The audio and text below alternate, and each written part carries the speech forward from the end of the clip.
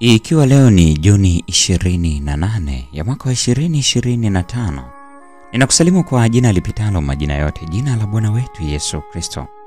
Karibu katika mfululizo wa masomo haya, na hili ni somo la kesha la asubuhi. Tuombe. Mtakatifu, mtakatifu, mtakatifu, Baba yetu na Mungu wetu ketie mahali pasiri juu mbinguni, jina lako takatifu litukuzwe sana. Ninakushukuru kwa sababu ya upendo wako katika maisha yetu. Asante kwa ajili ya neema ya pekee uliyotuonesha. Asante kwa ajili ya ulinzi wako. Asante kwa nafasi ya pekee ambayo umetupatia asubuhi ya leo. Tumekuja kwako tukiwa ni wadhambi. Tunaomba ukatusamehe dhambi zetu. Nasi tu wagonjwa katika hali zetu za kimwili na kiroho. Tunaomba uponyaji wako. Tunajikabidhi kwako tunapojifunza somo hili asubuhi ya leo.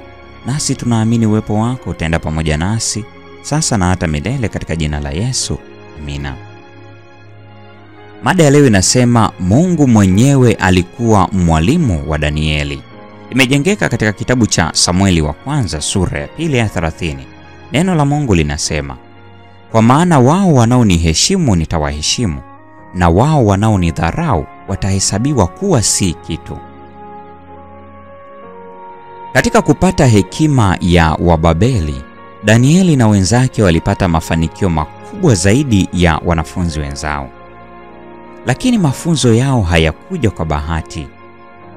Walipata maarifa yao kwa kutumia kwa uaminifu nguvu zao chini ya mwongozo wa Roho Mtakatifu. Walijiweka katika uhusiano wa chanzo cha hekima yote na kufanya ujuzi wa Mungu kuwa msingi wao wa elimu. Kwa imani waliomba hekima na waliishi sawasawa na maombi yao. Wao walijiweka mahali ambapo Mungu angeweza kuwabariki. Waliepuka yale ambayo yangedhoofisha nguvu zao na kuboresha kila fursa ya kuwa na akili katika namna zote za kujifunza. Walifuata kanuni za maisha ambazo hazingeweza kushindwa kuwapa nguvu ya akili. Walitafuta kupata ujuzi kwa kusudi moja ambalo ni kumheshimu Mungu. Walitambua kwamba ili kusimama kama wawakilishi wa dini ya kweli kati ya dini za uongo, za ukafiri, lazima wawe na uimara wa akili na lazima waimarike katika tabia ya Kikristo. Na Mungu mwenyewe alikuwa mwalimu wao. Kwa kuomba mara kwa mara, kusoma kwa uangalifu, kuwasiliana na asiyeonekana, walitembea pamoja na Mungu kama Henoko alivyofanya. Mafanikio ya kweli katika namna yoyote ya kazi sio matokeo ya kubahatisha, ajali au majaliwa. Ni utendaji wa riziki za Mungu, malipo ya imani na busara, wema na uvumilivu. Tabia nzuri za kiakili na maadili ya hali ya juu sio matokeo ya ajali.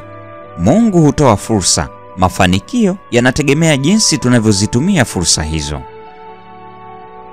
Mungu alipokuwa akifanya kazi ndani ya Danieli na wenzake, kutaka na kutenda mapenzi yake mema, walikuwa wakishughulikia wokovu wao wenyewe. Wafilipi sura ya 2 ya 13. Hapa kunafunuliwa utimilifu wa kanuni takatifu ya ushirikiano ambao bila huo hakuna mafanikio ya kweli yanayoweza kupatikana. Juhudi za kibinadamu hazifai kitu bila uweza wa Mungu, na bila juhudi za kibinadamu, juhudi za Mungu hazina faida kwa wengi.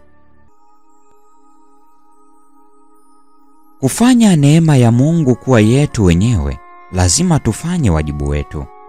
Neema yake imetolewa kufanya kazi ndani yetu, kutaka na kufanya, lakini kamwe haipaswi kuwa mbadala wa juhudi zetu.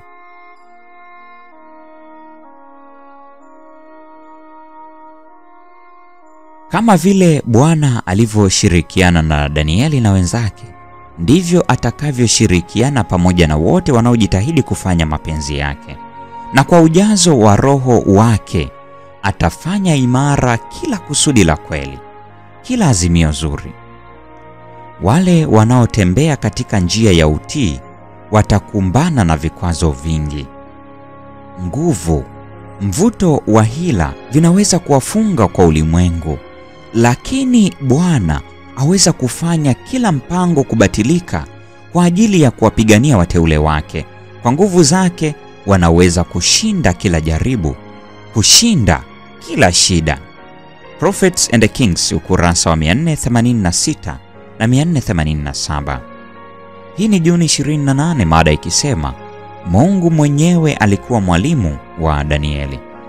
Na kwa nukta hiyo, mpendwa mfuatiliaji wa mfululizo wa masomo haya ya Kesha la Asubuhi, ndio tunafikia tamati ya tafakari ya somo hili siku ya leo. Neema ya Bwana wetu Yesu Kristo, pendo la Mungu na ushirika wa Roho Mtakatifu dumu kwa pamoja nasi sasa na hata milele. Amina.